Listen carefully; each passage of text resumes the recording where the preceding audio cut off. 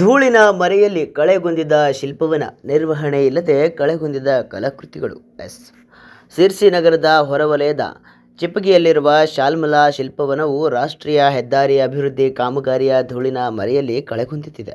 ಇದು ಕಲಾಕೃತಿಗಳ ನಿರ್ವಹಣೆಗೆ ಸಂಚಕಾರ ತಂದಿರುವುದಲ್ಲದೆ ಪ್ರವಾಸಿಗರು ಹಾಗೂ ವಾಯುವಿಹಾರಿಗಳು ವನದತ್ತ ಸುಳಿಯಲು ಹಿಂದೇಟು ಹಾಕುವಂತಾಗಿದೆ. ಹೌದು, 2016ರಲ್ಲಿ ಅಂದಿನ ಶಾಸಕ ವಿಶ್ವೇಶ್ವರ ಹೆಗಡೆಯ ಕಾಗೇರಿ ಅವರು ದೂರದೃಷ್ಟಿಯ ಯೋಚನೆಯಡಿ 15 ಎಕರೆ ವಿಸ್ತೀರ್ಣದಲ್ಲಿ ಶಿಲ್ಪವನವನ್ನು ನಿರ್ಮಿಸಲಾಗಿತ್ತು.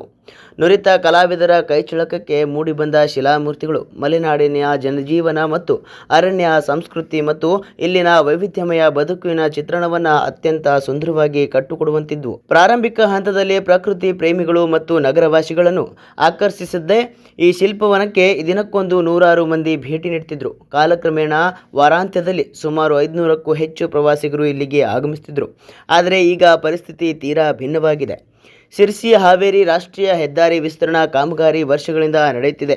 ರಸ್ತೆ ಅಗತ್ಯದ ವೇಳೆ ಹೊರಹೊಮ್ಮುತ್ತಿರುವ ಧೂಳಿನ ರಾಶಿ ಶಿಲ್ಪವನದ ಆವರಣವನ್ನೇ ಆವರಿಸಿಕೊಂಡಿದೆ.